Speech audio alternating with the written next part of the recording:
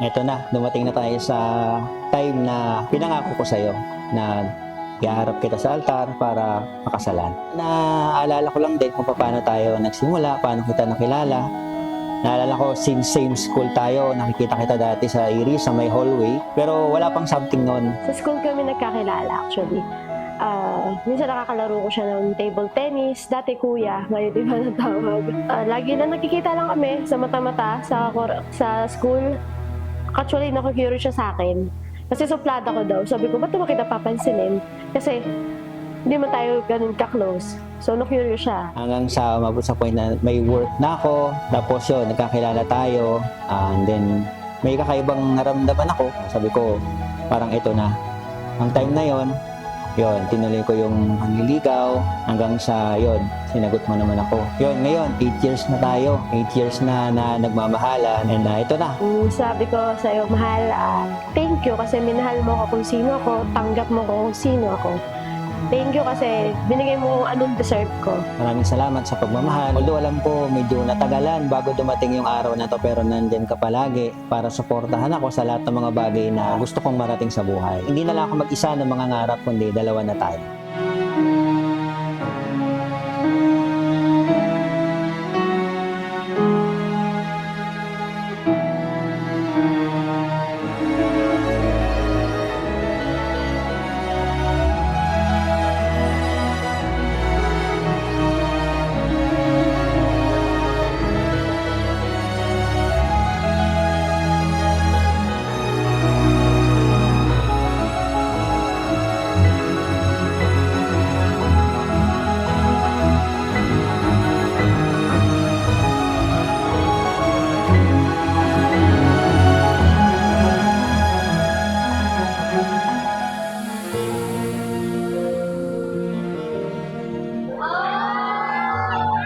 Mahal, eto na, yung araw na pinapangako ko sa'yo, ang araw na ihaharap kita sa altar.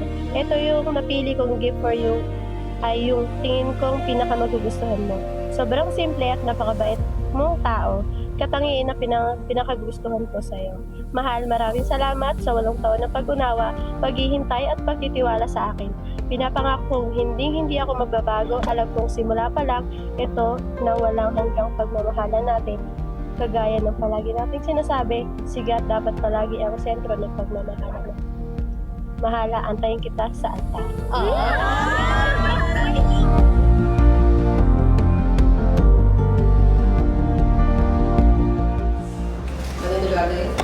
Bright. Hello, mahal ko.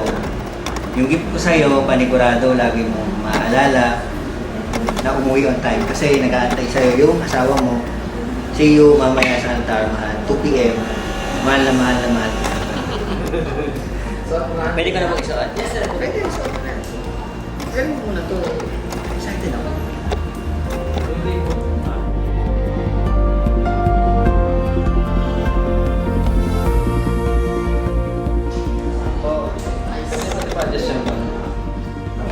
Ano masasabi mo siya sa dito? Mahal, maraming salamat sa gift mo. Sobrang nagustuhan ko siya. I love you. Ang masasabi ko lang sa'yo, anak, ay maging maayos ang pagkasama niyo ni Marie.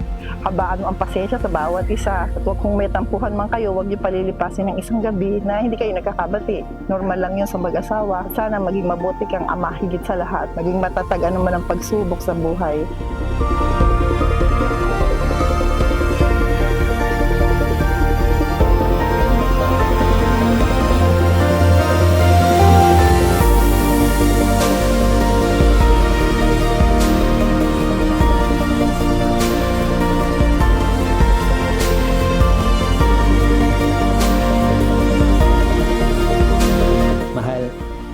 Every time I say na mahal kita, it doesn't mean na love kita more than you do.